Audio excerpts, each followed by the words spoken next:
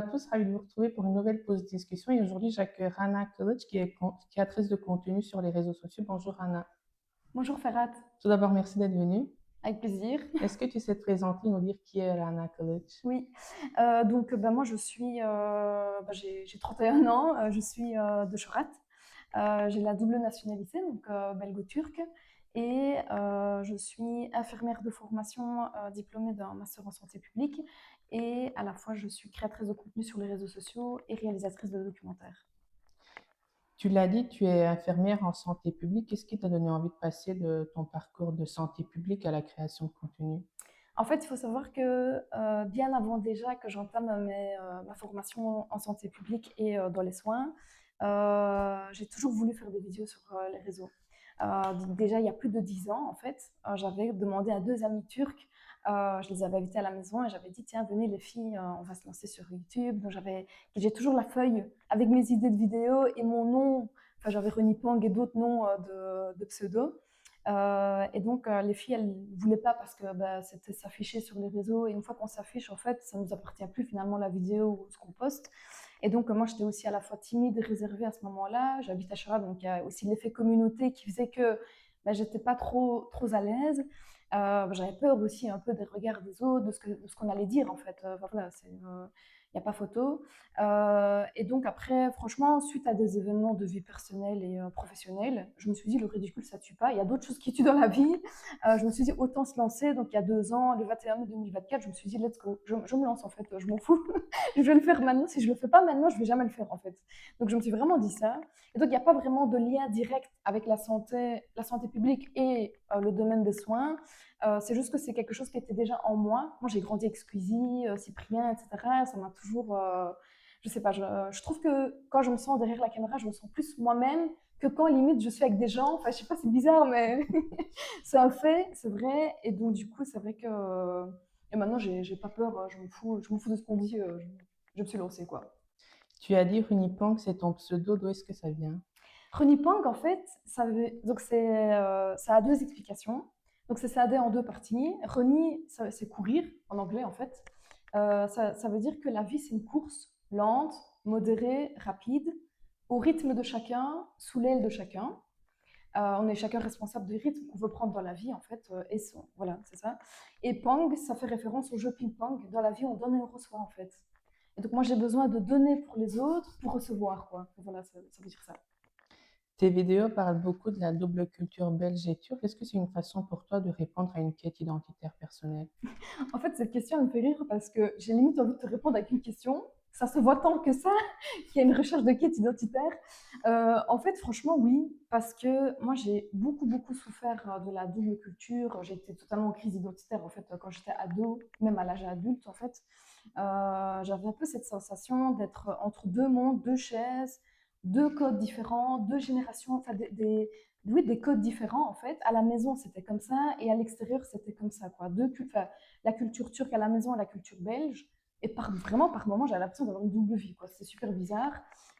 Et donc, c'est vrai que le fait de faire des vidéos sur la double culture, de montrer la différence, de montrer la culture turque, de l'assumer à travers les vidéos et d'en rigoler, c'est une forme de résilience, finalement, pour moi. Selon toi, en quoi l'humour peut-il aider à parler des sujets parfois sensibles comme l'immigration et l'intégration? En fait, l'humour, pour moi, c'est un moyen qui permet de dédramatiser certaines situations, que ce soit des sujets sensibles, importants ou peu importe. Et donc, c'est vrai que je pense que c'est vraiment un outil qui permet de discuter par rapport à des sujets qui peuvent être difficiles, comme l'immigration, c'est un sujet qui est assez large, assez complexe. Et donc, je pense qu'il y a beaucoup de trauma, beaucoup de souffrance derrière, et l'humour, ça permet d'apporter une certaine légèreté en fait à tout ça et de se dire, en fait, on n'est pas seul, venez, on en rigole ensemble. Quoi. Vraiment, c'est ça. Moi, ma philosophie, c'est ça. Moi, je suis pas seule à vivre cette situation. Venez, on en rigole ensemble. Que par exemple, quand on part en Turquie avec la voiture, c'est le bordel, etc. Mais vas-y, moi, je suis pas la seule à vivre ça. On vit tous le même merdier, en fait. Et venez, je l'expose et on rigole ensemble. Voilà, c'est un peu. Je vois les choses comme ça, quoi. Et quelles sont les réactions les plus marquantes que tu aies reçues du public? Euh, En fait, j'avais une abonnée qui m'avait dit, vraiment au début quand je créais, etc. Ça, c'est un truc qui m'a vraiment marqué. Elle m'a dit, j'ai l'impression que tu as mis des caméras de surveillance chez nous et que tu les diffuses sur les réseaux. Et là, je me suis dit, mais c'est un truc de fou parce que ça veut dire que ce que je crée, en fait, c'est quand même assez proche de la réalité. Et les gens s'identifient, donc ça crée un sentiment d'appartenance. Et donc, du coup, je trouvais ça très fort et très marquant, en fait, ce qu'elle m'avait dit. Je m'en rendais pas compte que c'était à ce point-là, quoi, en fait. Donc ça m'a quand même assez marqué. Sinon, bah, ça me fait rire quand les gens me disent, j'ai l'impression que tu as entre 10 ans et 80 ans. Parce que vu que je joue différents personnages, la petite fille, la maman, la grand-mère, etc. Du coup, ça me fait rire aussi de me dire que j'ai un tranche d'âge assez large comme ça. Sinon, qu'est-ce que je peux dire? Bah, oui, j'ai des retours positifs comme négatifs, hein, mais c'est vrai que c'est généralement, franchement, je peux dire que 95% c'est quand même positif, et 5% c'est négatif, mais c'est tout à fait normal. Tout le monde ne peut pas être unanime par rapport à ce que je crée, c'est pas possible. Il faut qu'il y ait des personnes qui aient des avis controversés. Et donc c'est vrai que sur ça, dans les avis négatifs, ce que j'ai eu principalement, par exemple, au début, c'était vraiment à mes débuts aussi ça, j'avais un peu cette tendance un peu à exagérer un peu la différence entre la culture belge et turque. Et les gens me disaient, tiens, on a l'impression que tu montres la culture turque un peu négativement, quoi. Tu la mets en avant négativement. C'est pas du tout mon intention, c'est juste que je pense que c'était un peu maladroit dans ma façon de faire, dans le sens où je pensais que pour montrer la différence, il fallait un peu exagérer, alors que pas du tout, la différence, elle est là, en fait. Il suffit simplement de montrer telle qu'elle est, et il faut pas chipoter, en fait. Vraiment, plus on est proche de la réalité, ben plus ça parle aux gens aussi, quoi. Donc voilà, maintenant j'ai réajusté ça, ça va maintenant. Tu as aussi travaillé dans l'accompagnement scolaire. Est-ce que ça influence tes vidéos?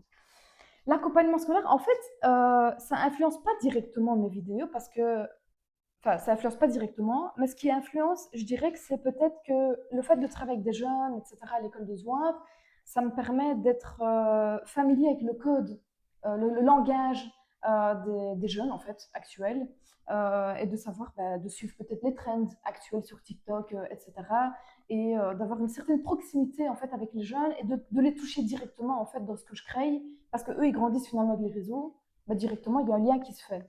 Voilà. Et quand tu crées du contenu, tu penses d'abord à faire rire ou à faire réfléchir? Ben, en fait, je dirais que ça dépend de la vidéo. Ça dépend de la vidéo. Donc, il y a des vidéos où c'est juste pour faire rire. Vraiment, venez, on rigole, tranquille. Les vidéos de mariage, par exemple. Mhm. Là, c'est juste pour rire. Ben voilà.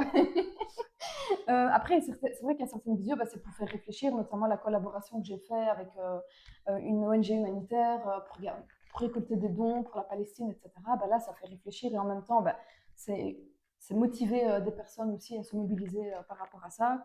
Bah, ça dépend, franchement, ça dépend de la vidéo.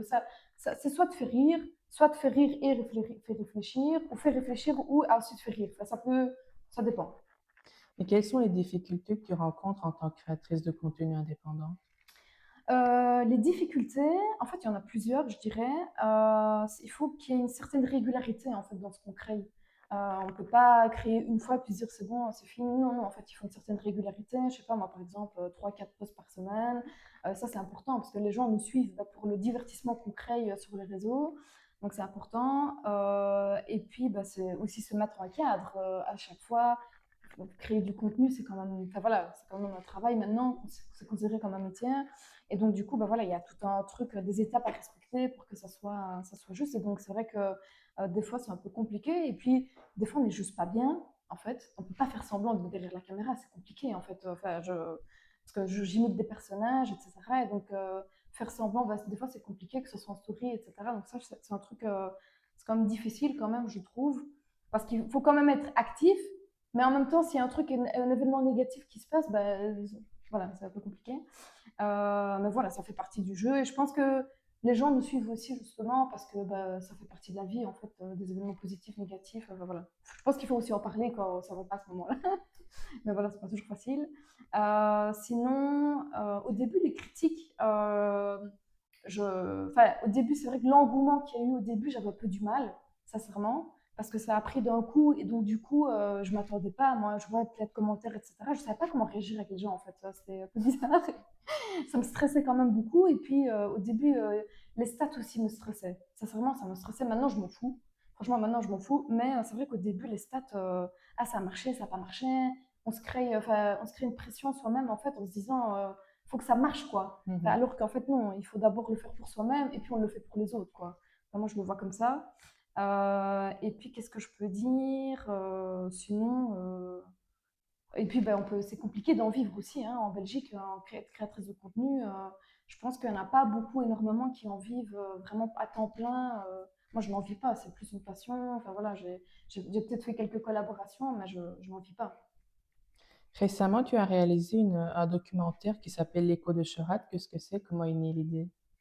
Alors, l'écho de Cherat, en fait, il faut savoir que bon, moi, je suis une petite fille d'immigrés, je pense qu'on l'a compris, donc issue de l'immigration turque. Et donc, c'est vrai que mon grand-père, en fait, lui, il a travaillé au charbonnage à Cherat. Et moi, en fait, pendant toute mon adolescence, bah, jusqu'à ce qu'il décède, en fait, ça fait 2 ans, je ne me suis pas du tout intéressée à dans quelles conditions il est venu en Belgique pour travailler, comment il a été recruté, comment il a travaillé. Comment ça s'est vraiment passé sa vie ici en Belgique entre le moment où où il a quitté le pays, la Turquie, venir jusqu'ici, jusqu'à ce qu'il décède en fait. Je me suis vraiment pas du tout intéressée. Et c'est vraiment, une fois qu'il est décédé, je me suis dit, wow, attends Rana, parce que tu as une histoire là, il faut que tu t'y intéresses quand même, parce que ça fait partie de toi, ça fait partie de ton identité. Et c'est important de pouvoir préserver la mémoire et de pouvoir en parler. Et donc c'est vrai que j'ai eu vraiment cette étincelle en me disant, j'ai eu un déclic en fait vraiment. Et je me suis dit, il faut que je parle. Il faut que je parle de l'immigration, il faut que je parle de tout ça parce que ça fait partie de moi et il faut que il faut que je laisse des traces en fait. Euh, et donc j'ai voulu créer un documentaire. Donc il y a plusieurs idées de documentaires que j'aimerais bien traiter. Le premier, bah, ça a été l'écho de Chorat. Et donc ça parle de la mise en place de l'appel à la prière dans mon quartier, Mhm. donc à Chorat. En fait, l'appel à la prière résonne depuis plus de 40 ans. Et donc, je voulais recontextualiser tout ça en faisant interviewer plusieurs personnes, que ce soit des habitants de Chorat, des enfants, la première immigration, la première immigration, celle qui a travaillé au charbonnage. Ensuite, un représentant local de la ville de Visé, donc l'ancien bourgmestre de la ville de Visé, et un représentant de la mosquée. Et je voulais vraiment avoir leur perception par rapport à cette sonorité qui était présente au sein du quartier, voir comment ils la percevaient et voir est-ce qu'il y a eu des difficultés. Enfin voilà, qu'est-ce qu'ils en pensent en fait, vraiment. Le fait de vivre avec cette sonorité dans le quartier, quoi. Et tu as fait tout ça toute seule? Non, non, c'était avec une équipe. En fait, il faut savoir que moi, l'année passée, j'ai fait une formation dans la réalisation audiovisuelle, parce que j'ai toujours été passionnée d'audiovisuel, etc. Et je trouvais que ça avait un sens que je me lance à ce moment-là. Et donc, en fait, j'ai des personnes que j'ai rencontrées durant ma formation font partie de mon équipe. Donc, j'interviens pour leur projet et eux, ils interviennent pour mon projet. C'est tout mon travail de fin d'études, en fait. Et donc, c'est vrai que j'ai demandé leur aide pour mon travail. Ils ont ramené le matériel. Moi, j'ai fait tout le scénario, fait tous les documents, etc., pour pouvoir réaliser le documentaire. Et en fait, ça a été un travail d'équipe. Il y en a qui s'est occupé du son, de la caméra, assistant réel, etc. Donc, moi, j'ai réalisé du coup le documentaire en collaboration avec eux, quoi. Et créer un documentaire, ça prend combien de temps? En fait, c'est vrai qu'on m'a posé la question récemment. Et donc, au final, c'était étalé sur 6 mois de travail parce qu'en fait, moi, j'ai commencé l'écriture en, au mois d'août. Au mois d'août. Et puis en novembre, on a fait le tournage. On a eu 2 jours de tournage. Et puis après, il y a eu la post-production, donc le montage du son, l'étalonnage, etc. Donc, il faut moi compter 6 mois, quoi. Et ça a touché beaucoup de monde parce que tu t'es fait interviewer par la télé turque aussi. Oui, pas que, parce qu'il y a 4 médias Oui, aussi qui aussi. m'interviewaient. Franchement, ça, j'étais assez surprise. Je ne m'attendais pas. Franchement, pour te raconter l'anecdote, c'est qu'il était 16 heures. J'ai reçu un mail du journaliste à la Wagoner. Et donc, moi, j'étais en train de repasser, en fait. Et du coup, je commence à crier. Et ma mère, elle me fait, qu'est-ce qui se passe? Et toi, elle a eu peur. Et puis après, je dis, non, non, maman, attends, je te montre le mail. Donc, je lui montre. Elle fait, c'est bon, tu peux continuer à crier. Je vois, c'était quelque chose. Et franchement, j'ai trop stressé, hein, mais bon, voilà, ça s'est bien passé. Donc, j'ai été interviewée par 4 médias lièges. Il y a Télétour qui est venu à la maison. D'ailleurs, je dois encore poster l'interview sur Instagram. Et il y a Nouvelle Aube, Yeni Shafak, un autre média francophone, Mhm. en fait, qui a aussi parlé de mon documentaire via les réseaux. Donc, ils ont fait un article et une vidéo. Mais j'ai oublié ta question, c'était Comment tu t'es ah, sentie? comment je me suis? Ah, mais j'étais trop fière, j'étais trop reconnaissante. J'étais trop reconnaissante, franchement. Alors je le suis encore parce que là, franchement, je suis même étonnée. Je ne m'attendais vraiment pas qu'il y ait autant de retours positifs, quand même, majoritairement. bah, je suis presque à 10 000 vues sur YouTube, quoi. C'est énorme, hein, je trouve ça fou. Et est-ce que tu as d'autres projets pour l'avenir? Au niveau des d'autres projets, oui, oui, oui, j'aimerais bien réaliser du coup continuer dans ma lancée de documentaire, on va dire, et là plus traiter vraiment juste l'immigration, recontextualiser tout depuis le début, donc interviewer des anciens mineurs, avoir un regard scientifique, académique d'une personne qui fait de la recherche justement sur l'immigration, etc. Donc vraiment essayer de varier un peu les regards et de recontextualiser tout, donc soit sur l'immigration turque, soit sur les différentes vagues migratoires, les Polonais, les Italiens. Donc ça, j'ai pas encore décidé, je suis en cours de réflexion. Sinon, au niveau des autres projets, bah, je vais remonter sur scène au Festichorat, en fait, dans mon quartier Kermesse. Ça s'est arrangé aujourd'hui en plus, donc voilà. Et continuer mes vidéos, en fait, vraiment continuer mes vidéos. Ça va faire bientôt 2 ans que je suis créatrice de contenu là-dedans. J'aimerais bien aussi me lancer sur YouTube, faire des formats beaucoup plus longs. Ça, ce serait vraiment chouette. Merci beaucoup, Rana, d'être venue et d'avoir partagé cette belle discussion avec moi. Avec plaisir, merci beaucoup. Merci pour l'invitation. Merci également à vous de nous avoir suivis. Je vous